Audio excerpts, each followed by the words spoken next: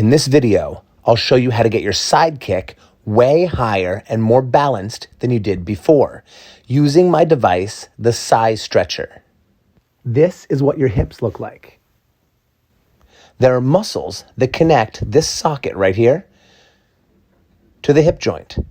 What the SiStretcher does is pull your leg so it puts pressure on the muscles and ligaments that connect that leg to the hip socket, just like this.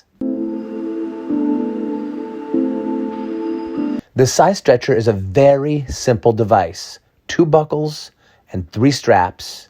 The center strap has a padded center. This goes along your back, and the 2 straps with a loop on either end go around your feet. There's an emergency release buckle to allow you to get out of the stretch at any point if you are in pain or if your muscles start cramping. To develop high kicks, it's important to be able to put your legs really far apart. So first we're going to work on our basic straddle split. Put the pad against your back, put the loops on your feet, and straighten your knees. Make sure that none of the straps are loose. Pull on the non-looped end of the strap until it's taut.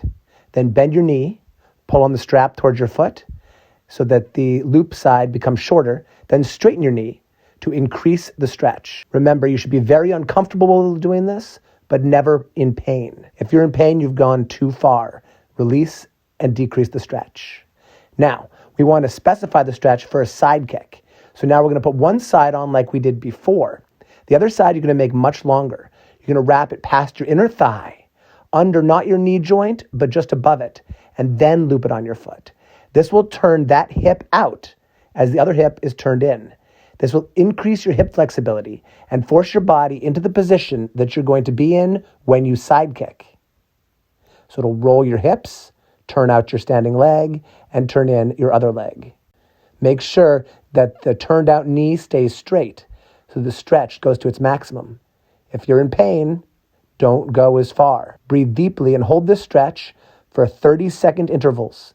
I recommend 4 to 10 30-second intervals with a 10-second to 20-second break in between. Hold for a lot longer once you get comfortable at the range that you want to engage in. Now let's talk about the standing kick. We're going to take the SiStretcher just like we did on the ground and wrap it around our lower rib cage. Now try to make sure the buckles aren't pressing into your bones.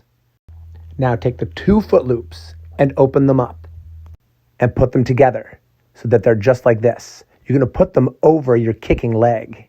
Before we take this to standing, let's try this position on the floor. You're going to take your loop bands, place them over one of your feet, and tighten the band, bending the knee and then extending the knee so it pulls your upper body forward so you're stretching out your hamstrings and inner thigh. Adjust your position in this stretch so you feel it in many different areas around the circumference of your hip. Lift the leg up or lean forward and bring the leg down. Now let's take it to standing. Have it around your waist. Make sure the 2 foot loops are inside of each other. Put it over one leg. Now make sure you're holding on to something for balance. Just doing this position, not holding on to anything can be very dangerous. You could fall over, bump your head, really hurt yourself. Hold on to a bar or a wall or a chair or a table. Point your standing foot towards what you're kicking away from. Then lean backwards a little bit and allow the band to pick your leg up higher. Try not to let the band slip down off your ribs.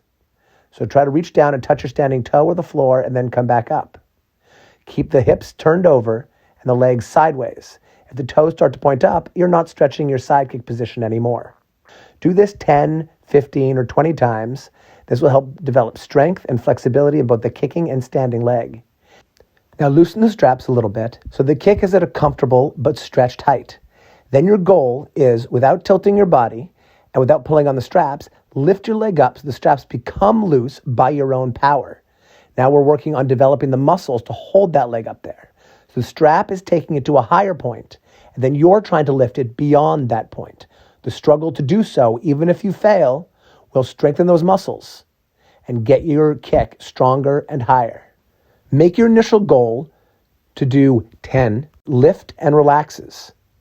And as you get good at this and you achieve a greater range, increase your quantity to 20 and then 30. Make sure you do both legs.